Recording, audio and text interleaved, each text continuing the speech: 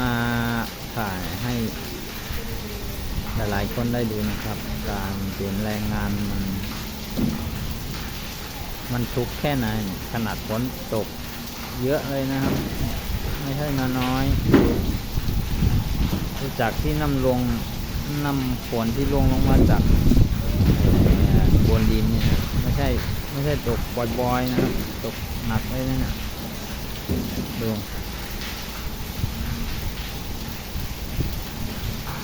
ความจำเป็นก็คือเพราะอะไรถึงไม่หยุด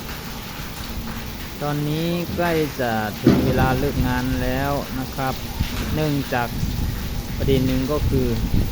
เขาเป็นคนมาเอาแบบที่เราเช่าแล้วเขาจะต้องเอากลับไปที่ร้านเช่านะครับถ้าเขาไม่ยอมเอาคืนตอนฝนตกเวลาก็จะหมดเขาก็จะไม่ได้กลับบ้าน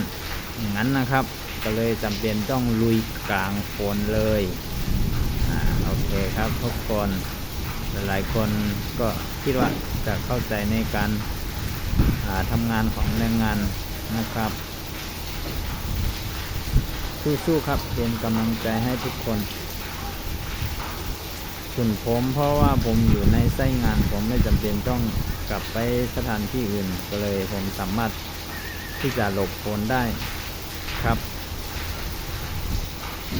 มีเพียงเท่านี้ครับขอบคุณครับที่รับชม